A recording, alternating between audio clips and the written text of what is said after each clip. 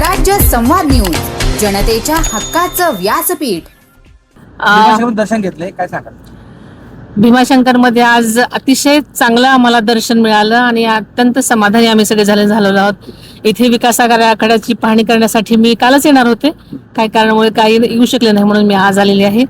आणि आमची दर्शन घेता आम्ही विकास आराखड्याची पाहणी केलेली आहे. सगळे लोक होते इथे, तुम्हाला माहितीच आहे. खरं तर फडणवीसांनी सांगितलं की अर्थ खातं सध्या आता तरीच माझ्याकडे आहे, पुढचं पुढे पाहू. No political pressure. आपण आराखड्याबद्दल बोलायला आलो आहे आज, त्यामुळे फक्त आराखड्याविषयीच आपण प्रश्न विचारले तर मला उत्तर देता 5 येतील. महिने झालं मंदिर बंद आहे, उद्यापासून मंदिर सुरू होत आहे. भाविकांची सोय होईल की नाही?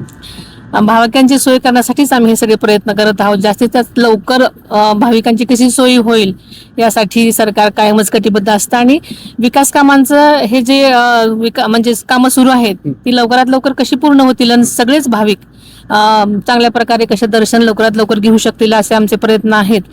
आपल्याला माहिती आहे की विकास आराखड्याचा टापू खूप मोठा आहे.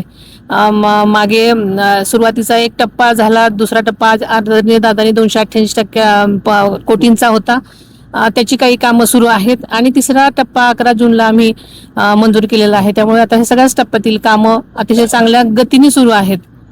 आणि लवकरात लवकर आपल्याला माहिती आहे की भीमाशंकर हे 12 ज्योतिर्लिंगापैकी एक पवित्र स्थान असल्यामुळे आणि कुंभमेळा आता 27 मध्ये असल्यामुळे नाशिकचा सिंहस्थ कुंभमेळा, भाविकांची रीग इकडे पण मोठ्या प्रमाणात भाविक इथे सुद्धा येणार आहेत.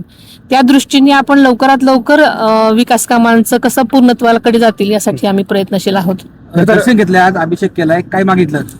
आपल्याला माहिती आहे की अल निनोचं सगळ्यांनाच आता संकट आलेलं आहे. या अल निनोचं संकट टळू दे, जास्तीत जास्त चांगला पाऊस पडू दे आणि नेहमीप्रमाणे माझा शेतकरी बळीराजा सुखी राहू दे हीच मी प्रार्थना केलेली आहे. धन्यवाद. रोहित पवारांचं सुद्धा आंदोलन त्या ठिकाणी सुरू आहे. चला प्लीज.